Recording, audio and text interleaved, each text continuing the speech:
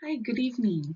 My name is Leanne, and I'm with the Clovis Unified Family Resource Center, and I'd like to welcome you to tonight's presentation on twice exceptional children and how we can support them.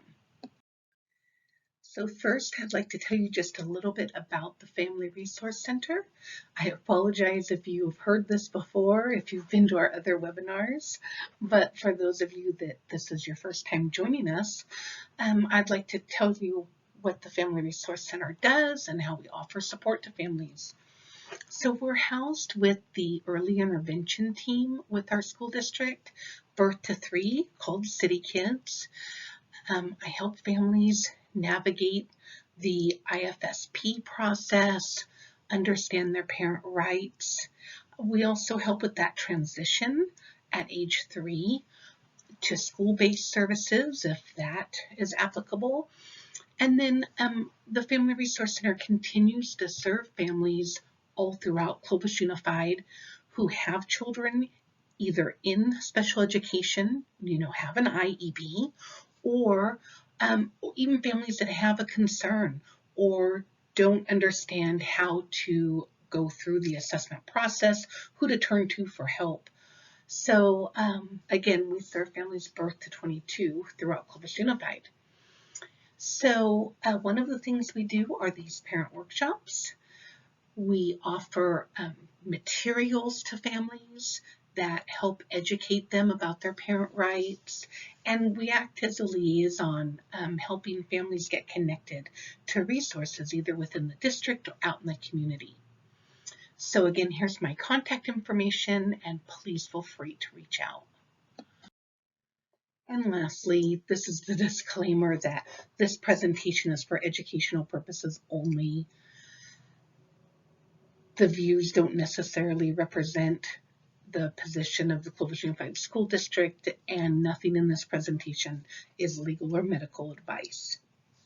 That being said, I'm so grateful for tonight's presenters. This panelist has a wealth of information to share with us, and I'd like to turn it over to them at this point. Let's get started. Thank you. Can everybody see that? We can, thank you. Perfect. So we're going to go ahead and skip the welcoming part. All right. Apologize, give me 1 second here. Technology. Oh, you are fine. So organizing your child's documents.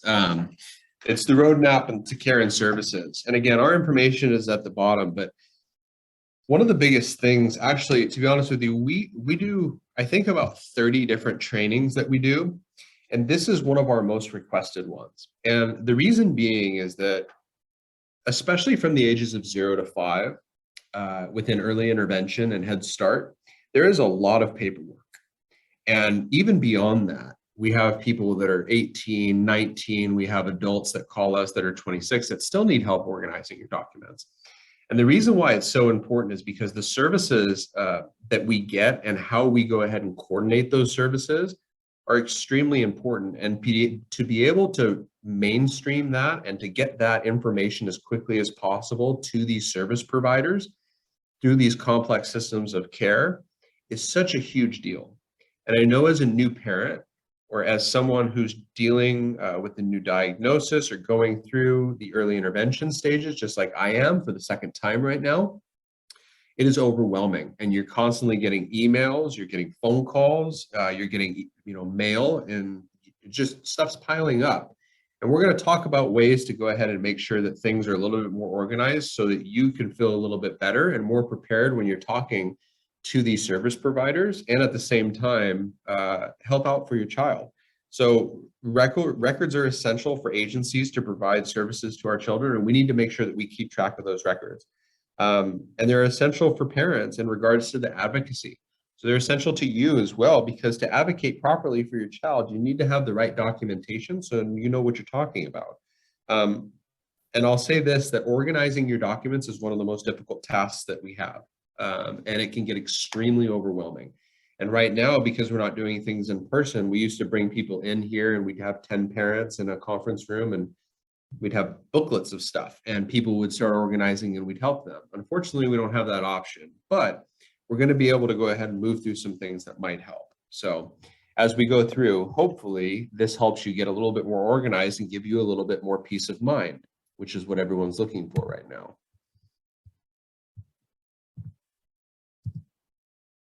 So why should you organize your document? Once again, it's easier to find records when you need them. And what the interesting part about it is that you learn more about your child once you start organizing your documents.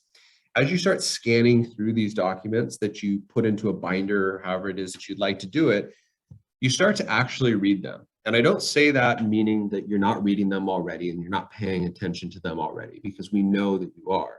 The thing is when you're actually forcing yourself to organize documents and put them in the correct area so that you can recall them, you actually scan through the document again because you need to know where it goes. And by doing that, you might catch something or again, learn more about your kid because so much has come in, right? It's overwhelming. You're going to be able to identify your child's needs and prioritize the next steps and goals that your child will have. This will help you prepare for meetings and appointments that you're going to have with your child, which again are extremely important that you come prepared. You'll create a paper trail, which can be invaluable as a reference to help you ensure that your child's rights are not being affected. And again, the paper trail is not only for you, it's for your child. We like to hold everyone accountable. And one of the things that I tell the parents that I counsel one-on-one, which is what we do here at EPU, is that you're responsible as a parent to hold yourself responsible. We like, as parents, because we're so overwhelmed, we like to think that everyone else has a responsibility to our child, and they do in certain aspects, but we're responsible to make sure that we understand what we're doing and what we're talking about. And the best way to do that and to protect your child's rights is to make sure that that paper trail is there and that you know what you're talking about. And again, there are different ways to go ahead and do that. So again, why should you continue to organize your documents? Through organization, not only do you become more knowledgeable about your child and the challenges, but you're empowered by that knowledge. You'll gain confidence and become a more effective advocate.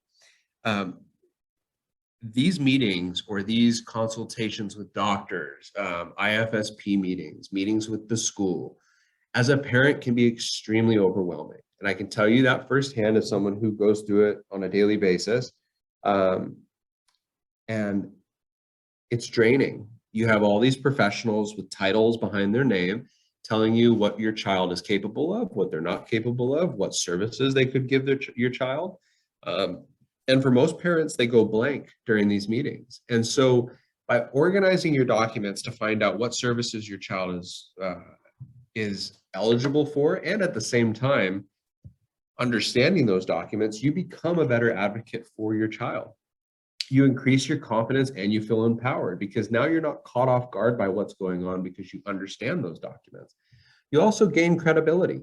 That's another thing. There's a lot of parents that are not engaged in the process when it comes to early intervention, especially the 0 to 5, because there's a lot going on and all kids develop differently throughout their developmental milestones.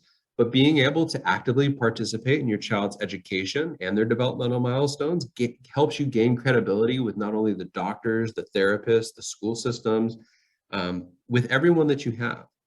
And it also lowers stress. Because again, if you're going into these high informational settings of things that you might not understand, if someone starts talking about occupational therapy or physical therapy, and you don't understand the concepts behind those and why your child is receiving those, it causes stress because you feel as though you don't know your child as well. Being prepared and getting your stuff organized is going to lower your stress level and help you gain credibility in that team.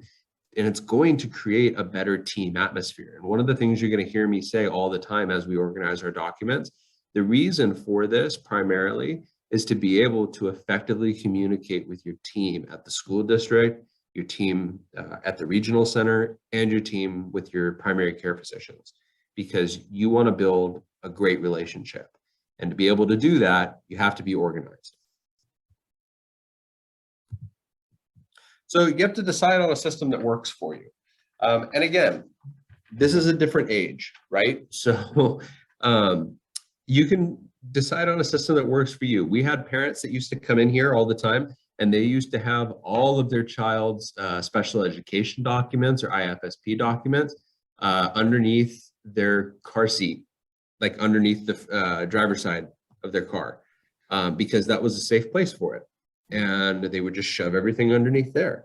And so we'd have people come in and they would bring it all from their car. You know, that's not particularly what we would like you to do, but at least everything was in one place.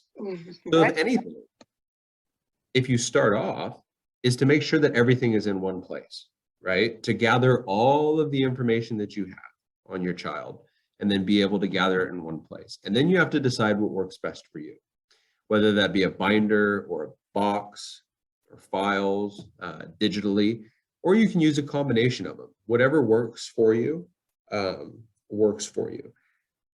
You can be like me and my wife, where we have two different settings. I am all digital. Everything is on my phone or on my computer, and I can pull everything up about both of my kids.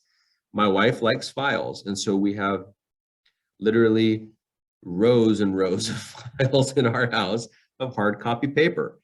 That works for her. So whatever works for you is fine, but you have to figure out what it is that you can do and that you can pull up quickly to understand what's going on.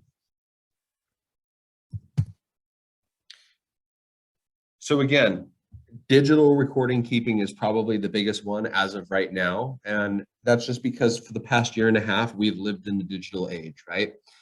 So technology keeps advancing, and records are a great way to keep backup or hard copies. Whether you want to use a cloud service or we're going to talk about other areas, but digital records, you have to remember, they may not be considered official. So when we're talking about sending things in between, you're getting letters from the regional center or even the school system, digital copies, depending on what they are, if they're time-stamped, might not be considered official.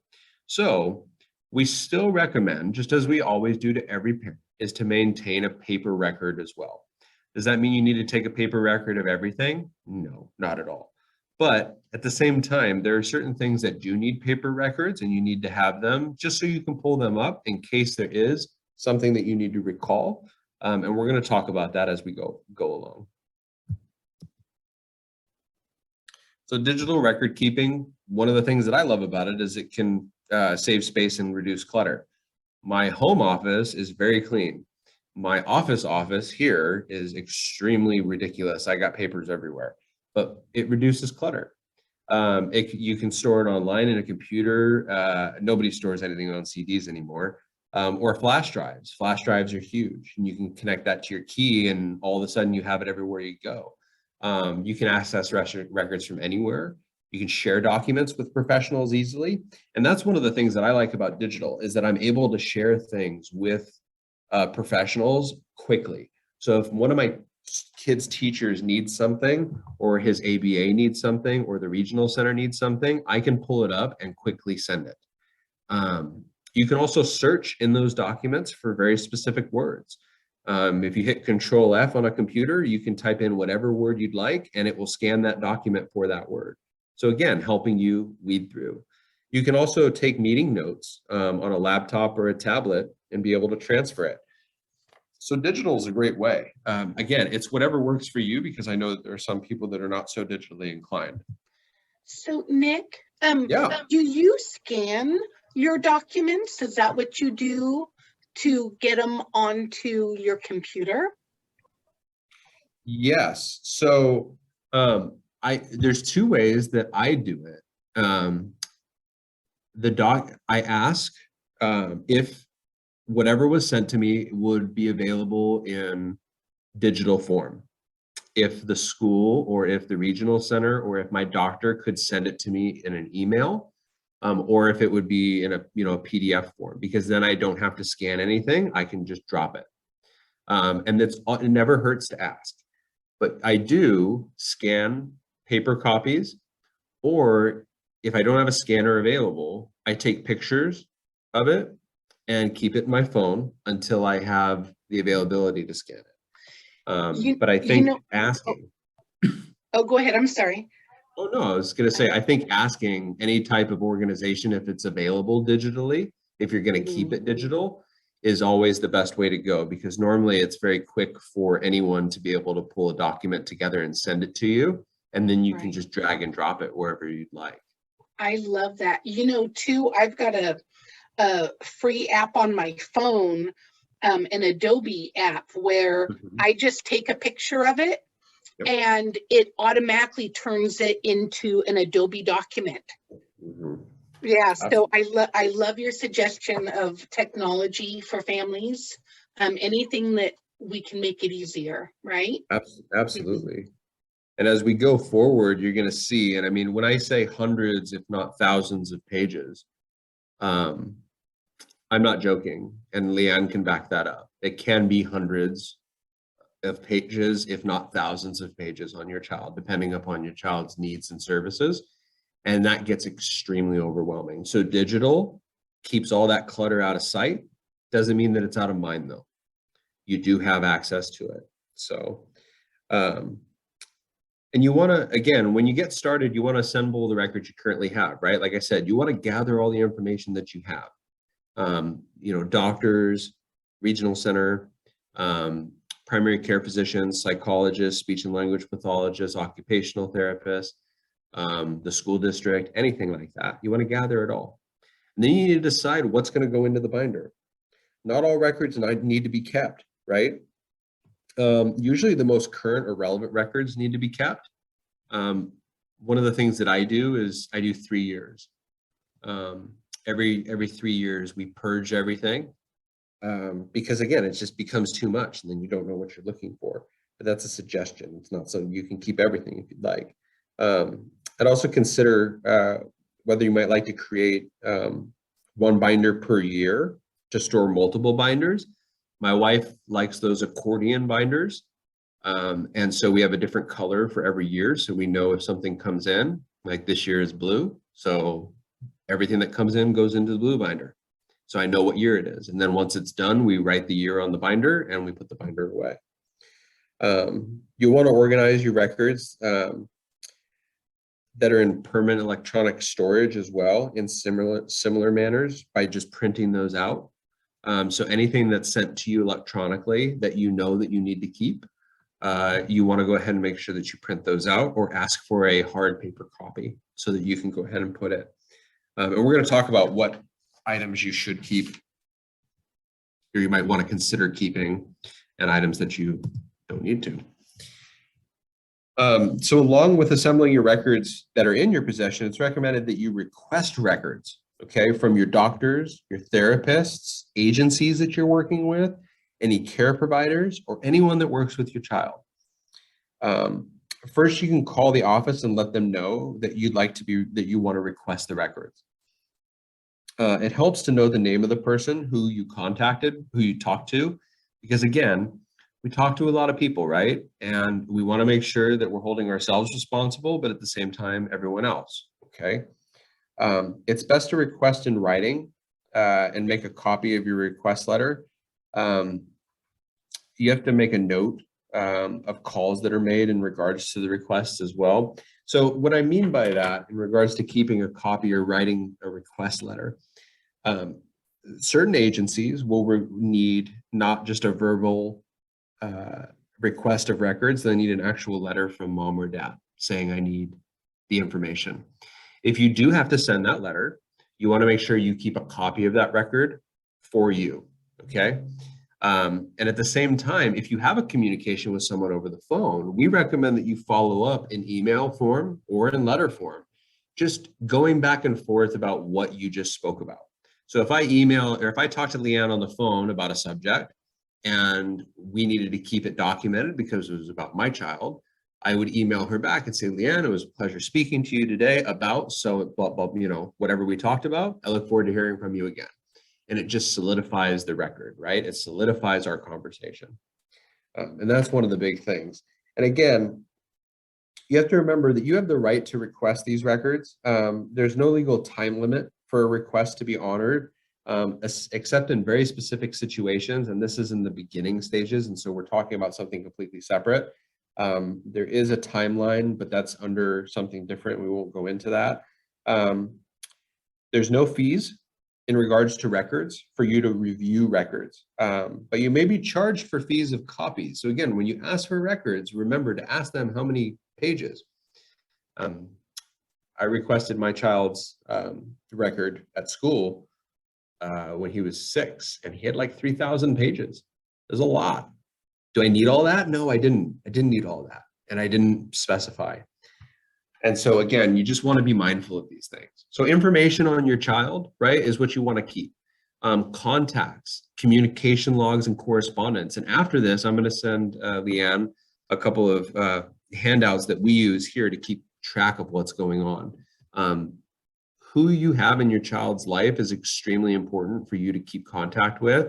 And it's very difficult in the beginning to understand who these people are and what they do.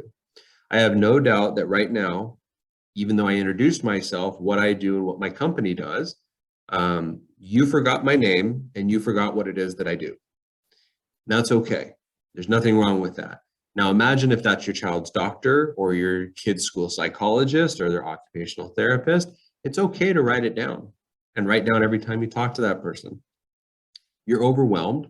I'm overwhelmed. It's okay. Evaluation and consent forms you want to keep. Anything from the regional center. If your child is a Central Valley Regional Center client, absolutely you want to keep that information. Any type of correspondence with the regional center you want to keep. Early intervention information is really important because the IFSP and early intervention information is so in detail about what services your child is getting to meet those developmental milestones. You want to be able to keep track because your child's at home most of the time if they're not receiving those services. Medical and insurance information, and then information on other agencies serving your child, like outside therapies, and then release of information forms, because you might want to revoke those release of information in the future. So that's completely up to you. So that's some of the things. So there may be a lot of paper, and we talked about this before, and it can be overwhelming. When you request records, know that you have the right to review and request records and other information about your child. Request in writing and make a copy of it, like we said. Expect to receive a notice about your rights and how to access your records. Those are called procedural safeguards. And protect your privacy by limiting access to records without parent consent. And again, other laws that go into this and why your child is protected, but just know that there is very strict procedures in regards to requesting records and the privacy of your child. And so you definitely want to reach out to Leanne about that and should be able to assist you with that, but you're also more than welcome to reach out to us as well. So optional records to keep. It's your choice. And you can go as detailed as you like with this, but you also have to understand that some of the stuff you might not need, right? Information on your child's disability. What do we do when we first understand that our child has a disability or a challenge? We start researching, right? And we start printing things out and all the rest of that stuff. Do we need that anymore? Legal information. Is there legal information that you absolutely need in there? Is there different types of legal documents that you need? Anything in regards to assistive technology, person-centered planning, which is fantastic. And again, that's something that we do in the school system, but it's mostly done at the regional center system. Childcare, any kind of childcare, any school records, anything else that you'd like to go ahead and add to it. Again, optional records, but do you actually need to keep them? And you have to make the decision based on your child's needs.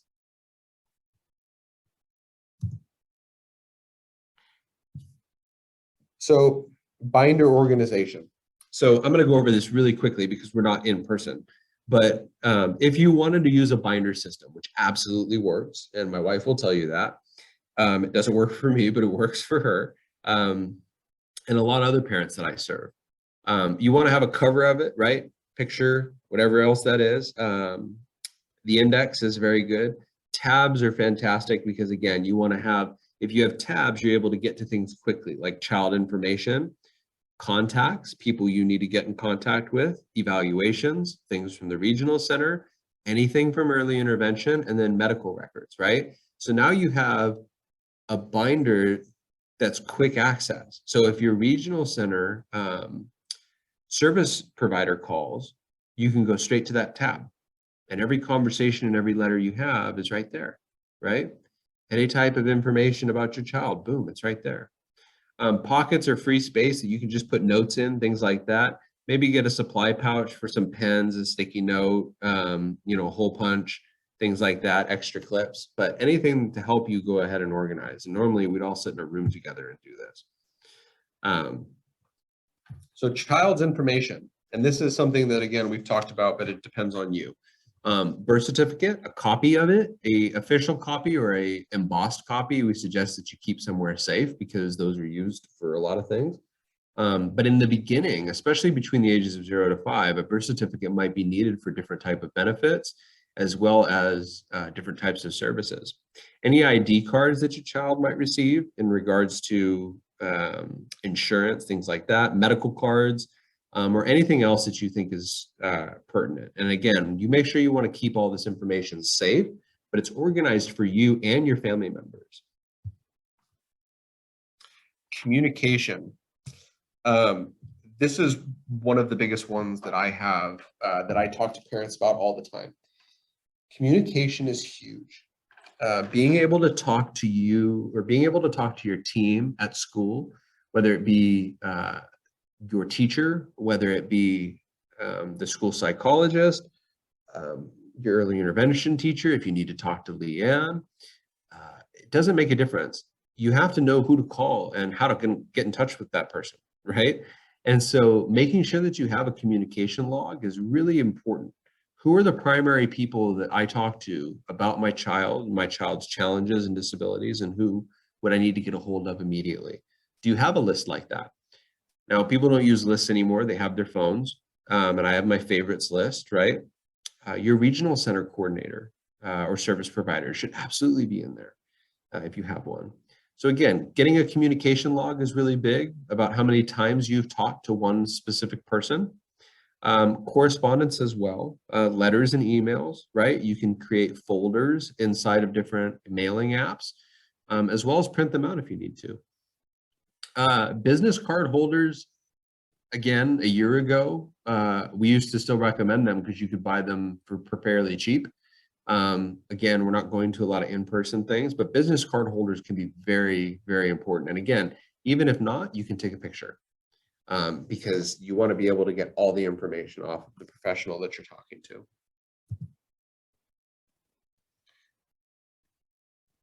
So again, evaluations, right? You can subdivide educational types with extra dividers and sticky notes, binders, and things like that. But evaluations are really important. If you don't have your child's evaluations, you want to request. You want to request them so that you have them, so that you know what your child's evaluations are.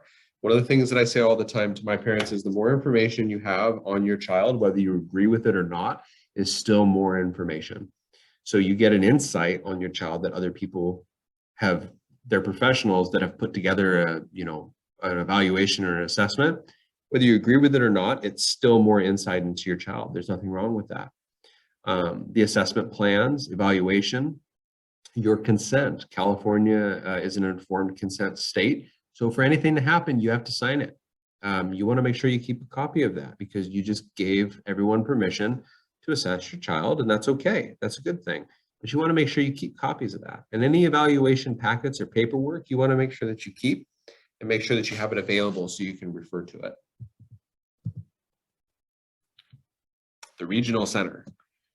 So the regional center is something that a lot of parents in the beginning, especially from 0 to 5, even though the regional center is providing service coordination, they don't talk to their service provider enough. And what I will tell you is if you are a regional center, if your child's a regional center client, I highly recommend emailing or calling your regional center service provider once a week or once every 2 weeks, just to say hello. it's very important to keep in contact with that person. You want to make sure that you keep the IFSP, the Individualized Family Service Plan, which is that big document that gave your child all of these different services. You want to make sure you have a copy of it. You want to have the center information as well. And you want to have documents other than the IFSP. So any type of services that the regional center might be coordinating, such as speech services, occupational services, things of that nature, you want to make sure that you have any documents from those places as well to be able to gather. And the regional center should always have their own separate tab, no matter what. So early intervention, right? Right now, again, from the ages of 0 to 5 or 0 to 3, especially with the IFSP process, agency information and any type of intervention documentation that we have. You want to store those documents and make sure that you have everything that you need so that you understand that this was early intervention and then you moved on from early intervention and now we're starting a new binder, right? So again, getting the information on who it is that's providing these services and the information that they're providing you. Medical reports. For a lot of us who have children with specialized complex medical needs, medical reports from the primary care physician, summary of visits, test results, x-rays, labs, things like that. And in the beginning, especially between the ages of 0 to 3, but even 0 to 5, it's really important to have this information available because, like I said, the regional center might need this information to assist your child with something. The school might need the information to be able to gather more information on your kid. Now, again, it's whatever you're comfortable with providing, but the fact that you have it available and be able to give it to them if they need it without having to request it is a huge plus, not only for the school, but for your child, because things happen quicker. And again, you know, within this, I'll throw this in there as well. Your child's vaccine record should be in there as well. Because again, to attend school, right, your child needs it. So everything that's medical in regards to attending school and anything that has to do with the child's being medically fragile, absolutely, we want you to have that. Again, additional tabs and things like that. We want to create a tab for each additional agency that your child is connected with. Again, in the beginning, it's a lot of stuff. So we don't want to get to the point where it's out of control, but you want to be able to write them all down. And what I do tell parents is if you sat down and wrote every single agency, including the school and the regional center that your child attends or goes to, how many is it? And do you have all the documents from all those places? And it's up to you whether you want them or not, but I can tell you that the level of stress goes down substantially when you have these documents. You want to make sure that any kind of therapies for speech, OT, occupational therapy, physical therapy, disability specific frequently asked questions and info. Again, in the beginning portion, if our child has a challenge or has been diagnosed with a disability, frequently asked questions could be substantial, not only for you as a parent as you start to review and understand your child's disability more and more because you're the record keeper of your child. It could help with answering questions to those around you to raise awareness. And that's one of the biggest things that we want to do as well. Any legal information in regards to guardianship and things of that nature, because again, we want to make sure people who have educational rights, or if you happen to be divorced or things of that nature, that you have the right information. Durable medical equipment and assistive technology. So again, anything that your child needs to live a functional day-to-day life, especially if it requires medical equipment or assistive technology, you want to make sure that you have that information. A person-centered plan or a one-page profile. And a one-page profile is unbelievable. And I highly suggest that every child or every parent take a look and do that. And again, I'll send Leanne, and I know Leanne has one-page profile stuff for people, but it's something that I highly recommend that you do for your child. It is so unbelievable. It just gives it's a one-page profile with maybe a picture of your kid, and it has certain information on it, and it gives the person that you're giving it to so much info on your kid. in just a quick little glance. It's a huge thing to be able to help. And then again, any kind of childcare in regards to daycare, things of that nature. So again, pockets, free space for documents need to be filed and things of that nature. Any type of notes that you have, that's another big one. The Purge. The Purge, you want to go through these binders or your electronic documents and review them periodically. Do you still need your child's assessment if the child is 17 and you need their 4th grade assessment, right? Do you? I don't know. It's up to you, but you want to make sure that you purge things. Move older documents to permanent storage if you are going to keep them, or into a new binder. But remember, err on the side of caution when discarding anything. Think things through. Would I possibly need this in the future, right? And that's where the Family Resource Center at Clovis Unified, or reaching out to EPU, we would be able to help. If you told us that you had a specific document or documents because your child is turning 18 or 21, or they're exiting early intervention, and I don't think we need this anymore. Leanne would be more than happy to assist you with that, and I know we would as well, to be able to give you a little bit of insight on what we did as parents and what we recommend. So helpful tips, you want to put the most current records on top, obviously, of each section. You want to mark and date documents lightly with a pencil. So this is something that one of our older advocates who's been here for like 30 years does, and I started doing it. And what it does is, because some of these documents have the dates on them, and it's fine, but what it does is it shows that you're present. And so it's just a light, you know, with the date and the date on it. You want to save the originals for making any copies. Duplicates are not always what they seem. And so again, just because you have a copy of something, the original with the wet ink signature of anything is fantastic. And then again, you want to make copies of all correspondence and forms, etc. And it seems as though like I'm adding more work to your already stressful life. And I understand that. Coming from a father who has 2 children with disabilities, I completely understand. This seems like, well, we were talking about organizing documents, and now we're talking about making photocopies, and we're trying to make it easier. The overall arching theme of this is that as you get organized and the more and more documents you collect, your stress level will go down. It absolutely, you will start to feel better because you feel more organized about your child. It just takes a little work in the beginning, and it is difficult. It's not fun. But at the same time, once it's done, it's easy to keep up, and it just becomes second nature.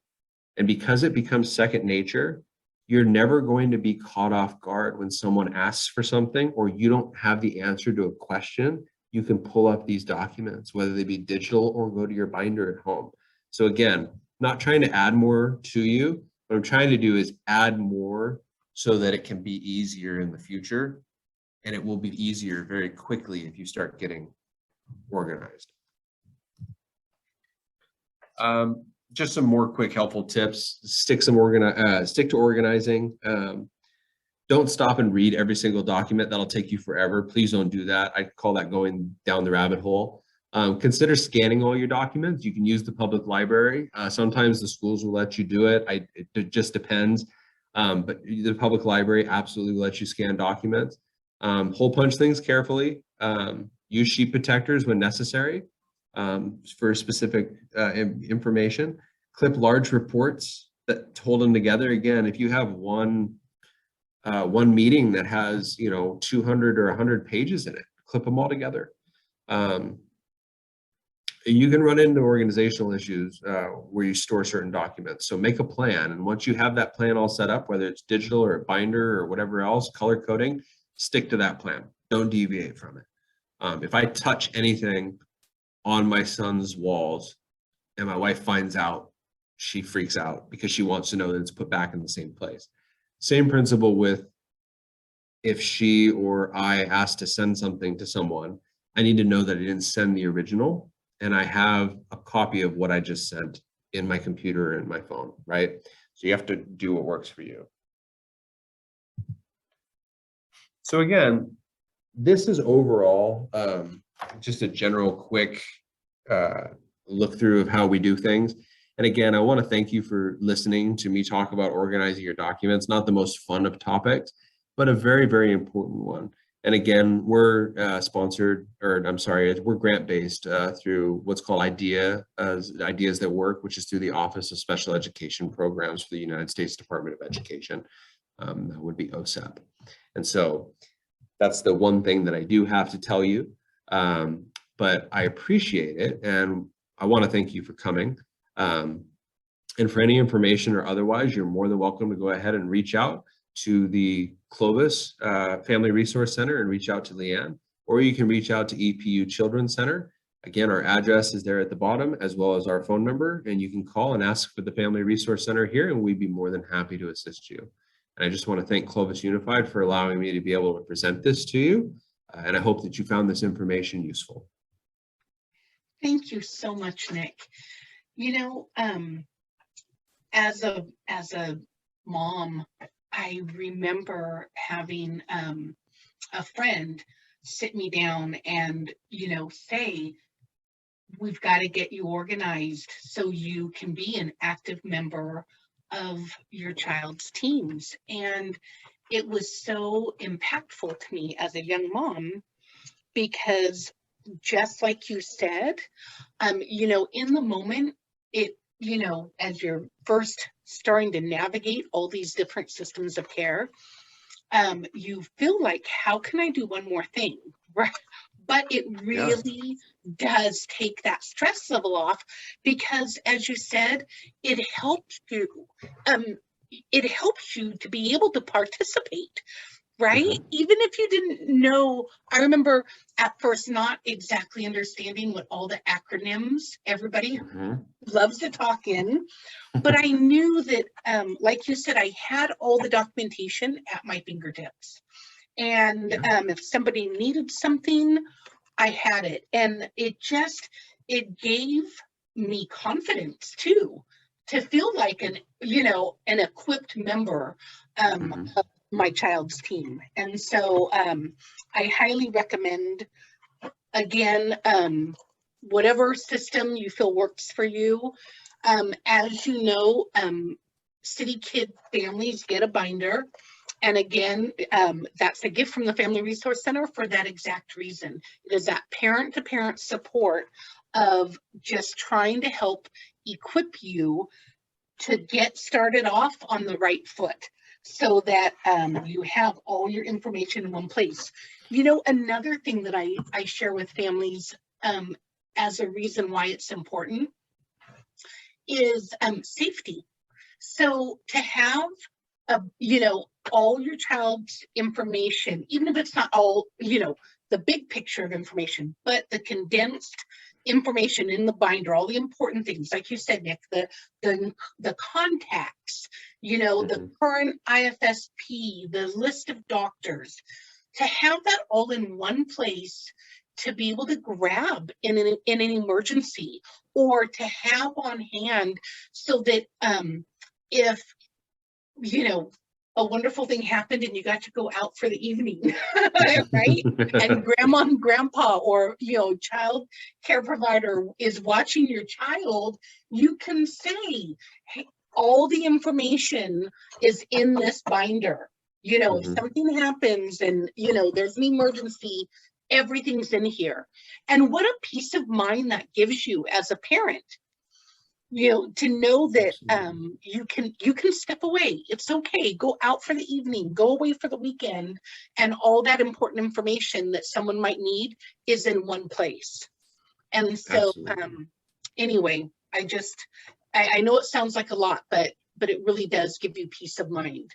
So thank you, Nick, so much for your presentation, and for again giving that parent perspective of just taking on the challenge to do it.